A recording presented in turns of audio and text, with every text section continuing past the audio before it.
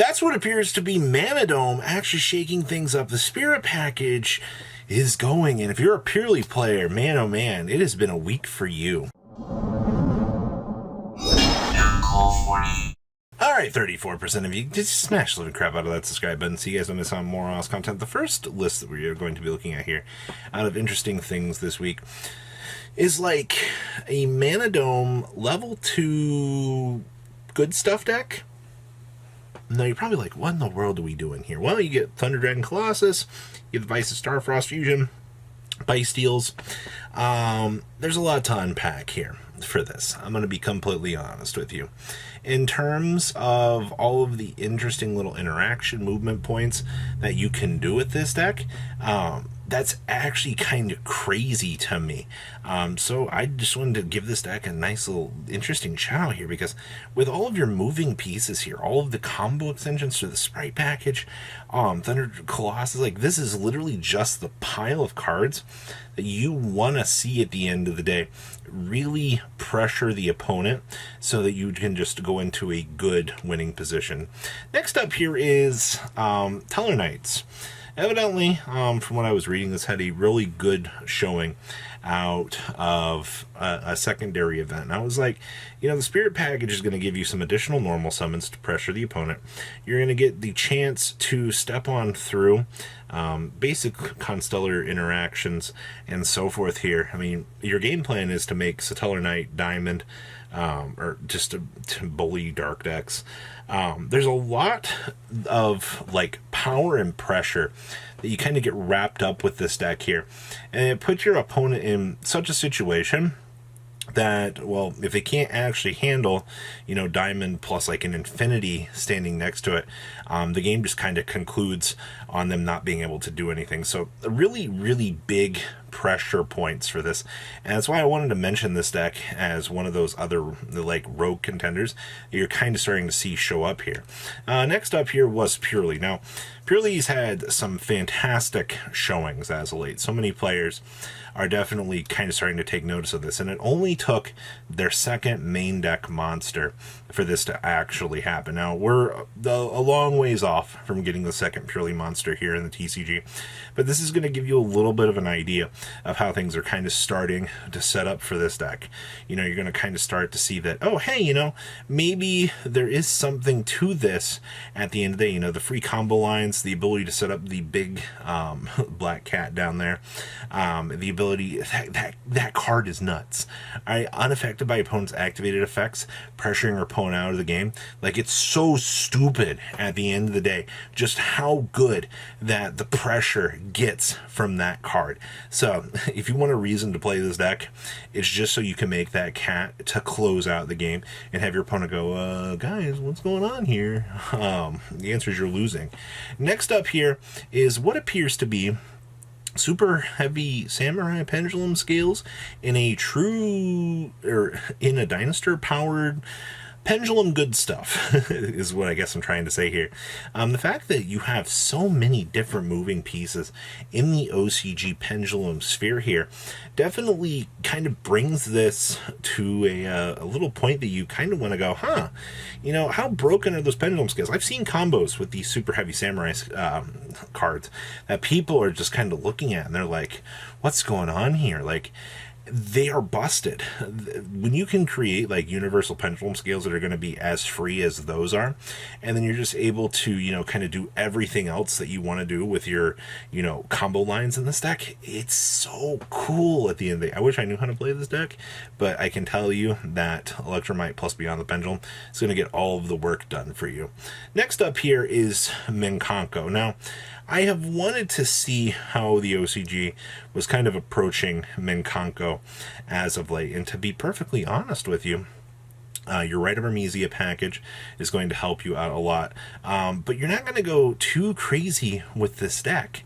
A lot of the stuff you're going to be doing with this is just kind of taking a slow roll, setting up some negates with Baron, and then just you pressure your opponent. Obviously, once you get the additional lines of support for this deck with the extra Minkanko stuff, this deck just gets a whole lot easier to kind of control. So you're basically adventure stuff. You use Tutor's, the Diviners and stuff to kind of help this deck out along the way.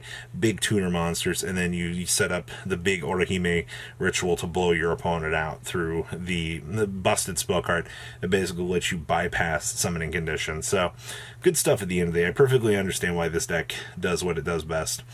Now, we have this is Apple Dragon Synchro, as they call this. So what is the whole purpose of this deck? Well, the whole purpose is you're going to use Apple Dragon to Synchro, and then you're going to get a free tuner onto the field as long as you basically have a vanilla monster. A lot of the other interactions I've seen with little Apple Dragon is they tend to play it with something that can make tokens. Now, you're able to...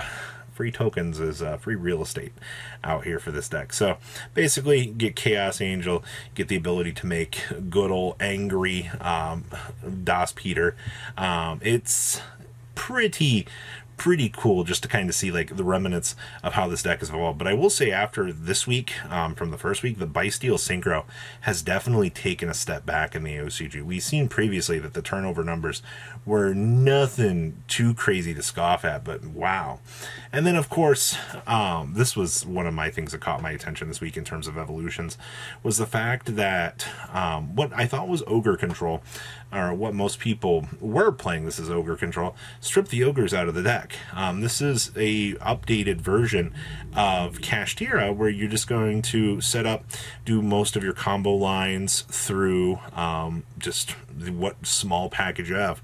Now, obviously, you rely on, Necro Valley to pressure your opponent and, get things off the ground for sure, but the same pressure points that you've seen that this deck has had for so long continue just down the domination path. So I do highly recommend that you kind of pay attention to how this deck has evolved, in case later on in the year you see, hey, this is how we're going to have to kind of shape up and handle an evolution on our side. So very, very, very interesting in my personal opinion.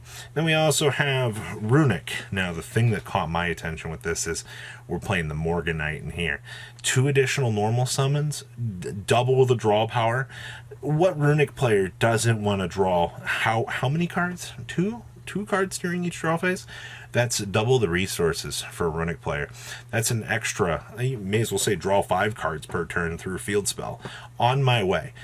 Morganite creates such an interesting interaction with this deck that it's actually kind of hilarious. Also, we're playing Drowning Mirror Force in here as well. I don't know how often that's going to come up, but if you start to feel the game kind of slipping away from you, you can just bully your opponent right back out with some of your interesting little tech choices that you have going for. Obviously you have Inspector Border to kind of control the game as well, but there's a lot of good stuff in this list. I like a lot of the things that they're trying to do here with this. So, good stuff. It really is like just good stuff go around. Next up here is Superheavy Samurai. Yeah, actual Superheavy Samurai. 40 monsters, by the way. No spell cards. Who needs Sekka's Light in the main deck? Even though I know a lot of people look at Sekka's Light, it's honestly free real estate. It does generate some free advantage. I know that. A lot of other people know that as well. But you just set up your pendulum scales, unload as many of your cards from your hand as possible, rely on your hand trap package to do the job for you. Your main deck and 2 Bystials, you'll be able to punish your opponent as need be. Technically, those Bystials are free level 6s, so you could see a level 4 tuner.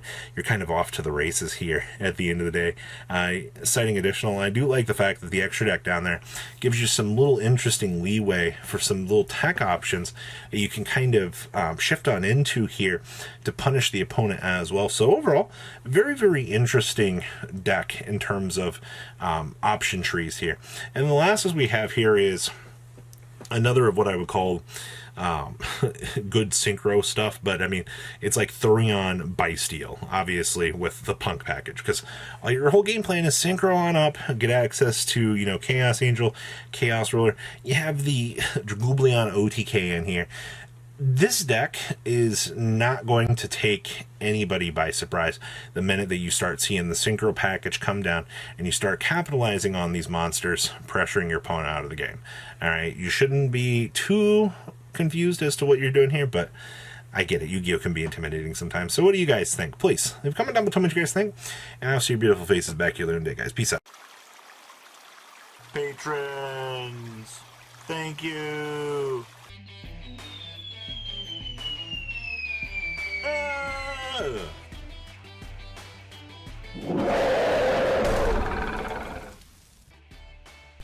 Thank you so much for watching. Check out these other videos.